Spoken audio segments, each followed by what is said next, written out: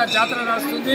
రేపు భోగి అంటే కుమ్మరోళ్ళు వీరబోనము తీసి బండి తిరిగినాకనే తర్వాత తెల్లారి నుంచి వెళ్ళి బండ్ల పండుగ భోగి బండ్లు అనే కార్యక్రమం అందరికీ తెలిసిన విషయమే. భక్తులందరూ బండ్లు తెల్లారి తిరుగుతాయి. బండ్లు తిరిగినాక కోనేట్లో స్నానం చేసి గుళ్ళే లోపలికి వచ్చి గుడి చుట్టూ ప్రదక్షిణ చేసి కూరమీసం గుమ్మడికాయ కోడె కట్టేసి వీరన్నకు దండం పెట్టుకొని శక్తి కులది భక్తి కులది ముక్తి కులది ఉదార స్వభావంతో దేవాలయ అభివృద్ధిలో భాగస్వామ్యం వారు తులమో పలమో అన్నట్టు రూపాయో రెండో చెల్లించి భగవంతుడికి నమస్కరించి సనాతన ఆచారంగా భక్తులు పోవటం జరుగుతున్నది. వారందరికీ కొత్తకొండ ఎవరైతే వస్తారో ఈ జాతరలో అందరికీ వీరభద్రస్వామి భద్రకాళి శుభాశీస్సులు ఉండే విధంగా స్వామివారి అనుగ్రహంతో తప్పక ఈ యొక్క దేవాలయంలో ఎవరైతే వేడుకుంటారో మొక్కుకుంటారో కోరికలు నెరవేరుతాయి.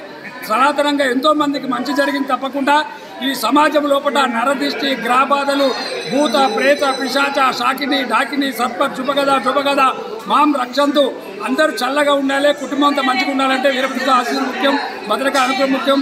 తప్పకుండా వీరభద్ర స్వామి ఆశీస్సులు సర్వేజన సుఖలో భవంతు శుభం భూయాతు. శ్రీ వీరభద్ర స్వామి దేవస్థానం ముఖ్య అర్చక ముగిలిపాలెం రాంబాబు గారు, కొత్తకొండ దేవస్థానం. శ్రీ వీరభద్ర స్వామి దేవస్థానం కొత్తకొండ గ్రామం భీమదేవరపల్లి మండలం హన్మకొండ జిల్లా యందు 2024 సంవత్సరం సందర్భించి బ్రహ్మోత్సవాలు అంగరంగ వైభవంగా నిర్వహించబడుతున్నవి. ఇట్టి బ్రహ్మోత్సవంలో భాగంగా 10వ తారీఖు బుధవారం రోజు సాయంత్రం కళ్యాణ మహోత్సవం జరిగింది.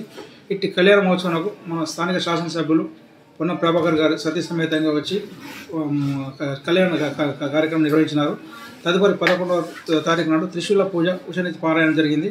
12 శుక్రవారం రోజు వాస్తు పూజ కార్యక్రమం, 13 శనివారం ఈరోజు లక్ష బిల్వార్చన కార్యక్రమం జరిగింది.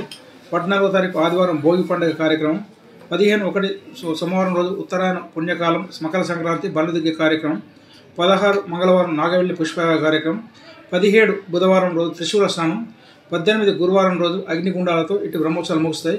ఇట్టి బ్రహ్మోత్సవంలో భాగంగా ఈ 9 రోజుల కార్యక్రమంలో దాదాపుగా 5 నుంచి 6 లక్షల మంది భక్తులు పాల్గొంటారు. ఈ వచ్చే భక్తులకు సరిపడా అన్ని సౌకర్యాలు కల్పించాము. మరియు 4వ తారీఖు నాడు కోఆర్డినేషన్ మీటింగ్ పెట్టి ఒక 15 శాఖలతో మన మంత్రి గారు పొన్న ప్రభాకర్ గారు కోఆర్డినేషన్ చేసి అన్ని శాఖల వారిని ఆదేశించారు. ఎవరు ఎలాంటి ఇబ్బంది లేకుండా అన్ని కార్యక్రమం నిర్వహించాలని చెప్పారు. ఈ కార్యక్రమంలో ఆరోగ్య శాఖ వారు స్టాల్ ఏర్పాటు చేశారు. పోలీస్ డిపార్ట్మెంట్ వారు కూడా 350 నుంచి 500 మంది పోలీస్ వాళ్ళ సెక్యూరిటీ వారు చేసి బందోబస్తు నిర్వహిస్తున్నారు. మరియు ఆర్టీసీ వారు కూడా హుజరాబాద్ డిపో నుంచి, హన్మకొండ డిపో నుంచి, ఉస్మానాబాద్ డిపో నుంచి, వివిధ జిల్లాల డిపోల నుంచి ప్రత్యేకంగా బస్సులు మన మినిస్టర్ గారు ఒక 200 బస్సెస్ ఇప్పుడప్పుడు నడపాలని చెప్పి ఆదేశించినారు. వారికి అనుగుణంగా బస్సెస్ కూడా వస్తున్నాయి. ఈసారి భక్తులు కూడా అంటే లాస్ట్ ఇయర్ 4-5 lakhs కంటే ఇప్పుడు ఎక్కువ ఇంకో 1.5 lakh ఎక్కువ వస్తారని మేము అంచనా వేస్తున్నాం. దానికి తగ్గట్టుగా ఇంకొకటి అంతకుముందు విఐపి పాస్ అని ఉచిత దర్శనం ఉండేది.